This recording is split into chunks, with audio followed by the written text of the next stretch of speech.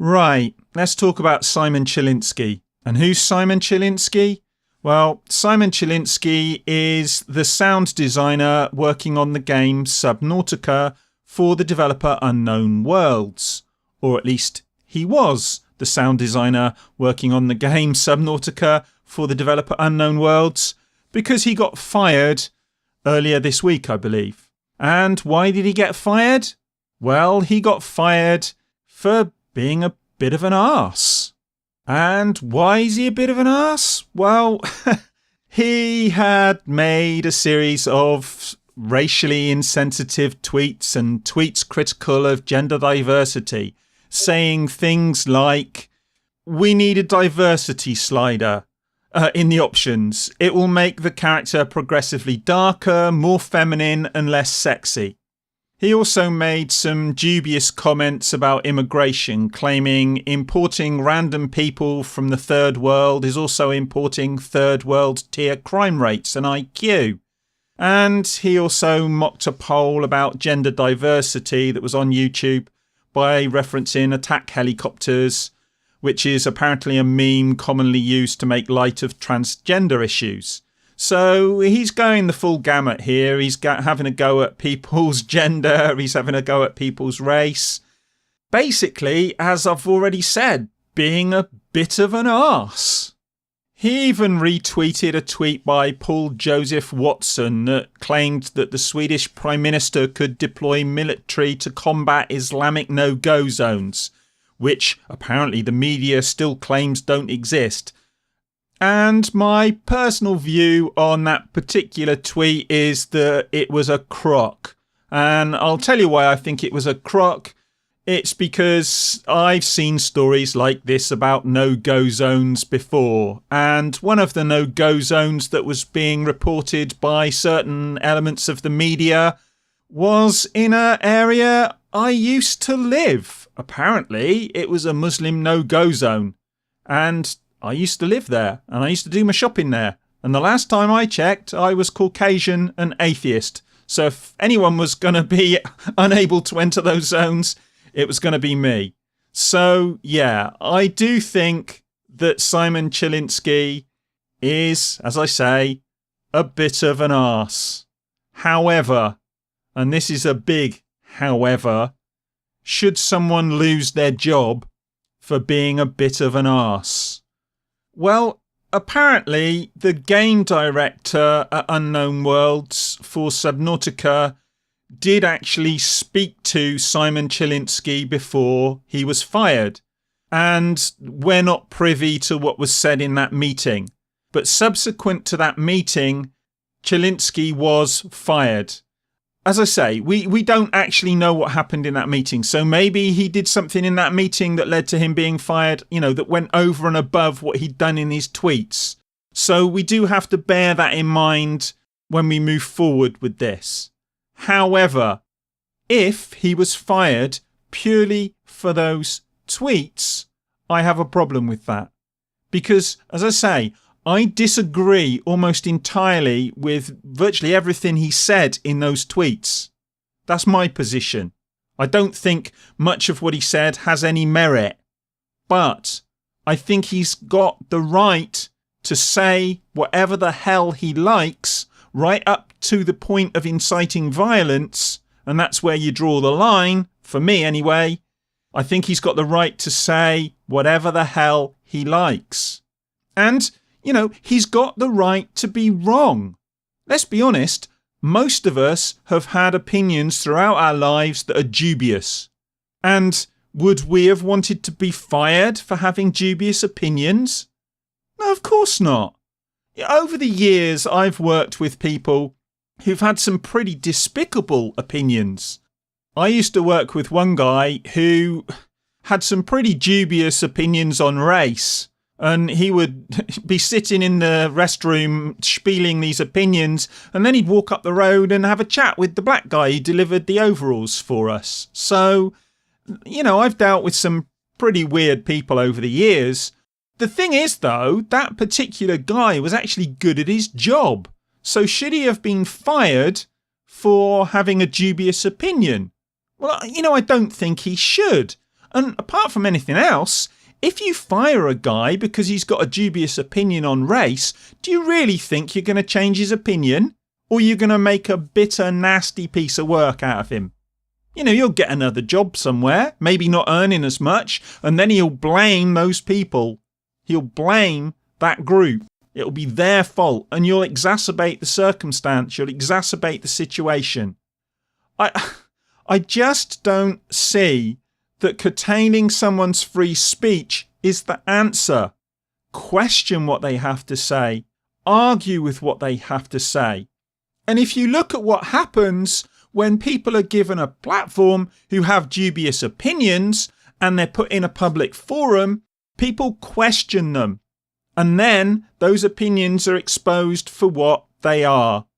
There's a guy in the UK called Nick Griffin who was the head of the British National Party, and he went on Question Time, and a lot of people were up in arms about the fact that he'd been given a platform, that he was able to speak. But what happened to the British National Party after he'd been on Question Time? It disappeared, pretty much.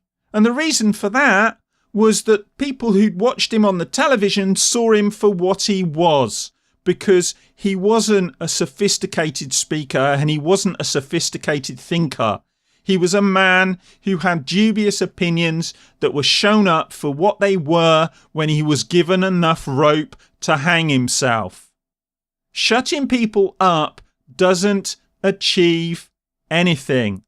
And firing somebody from their job for having an opinion you don't agree with, as long as that opinion is not affecting other people in the workplace, will not achieve anything positive. And if you actually look at some of the backlash about this has played right into the hands of the right-wing lunatics who are just looking for stories like this to show up those people on the left who have a bizarre and skewed view about free speech.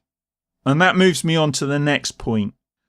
If you look at what happened with free speech, certain groups in our society have got more and more freedom and more ability to express themselves as a result of free speech. If you look at the gay community has benefited from free speech. People like Peter Tatchell, who's a gay rights campaigner and activist in the UK, has been able to champion gay rights because of free speech. But free speech has to apply to everybody, not just the people you agree with. And if somebody is anti-gay rights, they have to be able to speak. And they will show themselves up for what they are. You deplatform people, you shut people up, and you just create a backlash. And that's what we're seeing now. And going back to Peter Tatchell, if you look at what happens with him, he was actually deplatformed himself because he came out in support of free speech. Tatchell supported a cake maker's right to not make a pro-gay cake or a cake for a gay wedding. And his argument was that if you upheld this, if you made these people make this cake, then you could actually end up in a situation where you could have a gay cake maker making anti-gay slogans on a cake because they could be forced to do it. And look, you can disagree with Tatchell, and I'm not even sure that I agree with him on this one. But it's a debate to be had. And deplatforming him because he says something you don't like is utterly ridiculous and goes completely against the idea of free speech. But as somebody said on the radio a little while ago, some people just don't care about censorship, because they think they're going to be the ones doing the censoring. And that's the problem. People don't understand that when you bring in censorship, then that censorship can be applied to anybody. And yeah, I do understand that the situation with Simon Chilinsky is slightly different. He was employed by Unknown Worlds. But do Unknown Worlds have the right to terminate his employment based on viewpoints they disagree with? As far as I'm aware, he's not put forward any views that are illegal. He's not incited any racial violence or any sexual violence. If he's done something in the office that could be construed in that way, then yeah, okay, they're perfectly within their rights to fire him. And there may be something in their contract with him that allow them to fire him anyway. I don't know. I mean, maybe he's a contractor and there are very loose arrangements within his contract, which means they can fire him at the drop of a hat. And I do know in the States it's a lot easier to fire people than it is in the UK.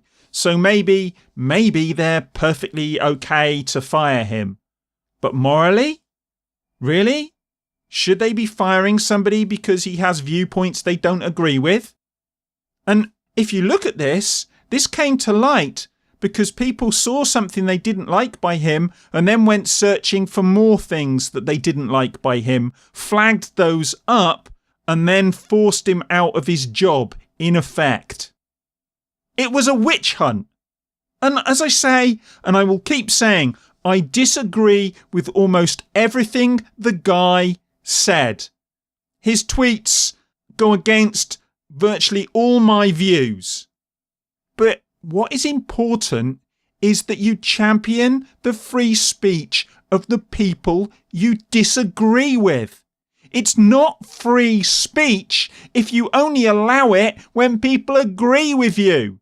And some of these people out here in universities and in other parts of the world need to understand this.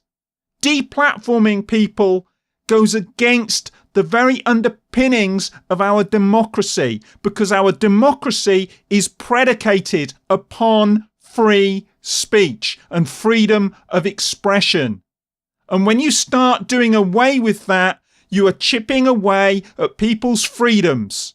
This is not about some game developer and some guy working on the music for a game. This is about the very fabric of our society. And if you think that's hyperbole, you need to go and think again and have a look at what is happening in the universities and the campuses throughout my country and your countries. Because this is becoming a big problem and it needs to stop. And look, you guys may disagree with me and you're going to be surprised to hear this, but if you do, come in my channel, come in the comments, say what you think, and we'll have a debate about it. Because that is the way you move forward.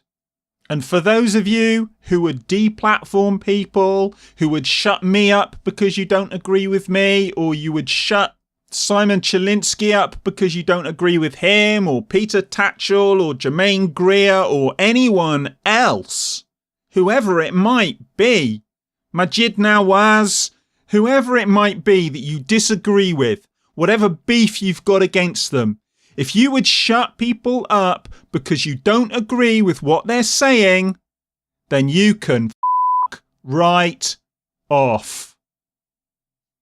But anyway, that's me done. As I say, let me know what you think in the comments, and in the meantime, I'm going to go and grab myself a cup of tea, and I'll speak to you in the next one. Bye.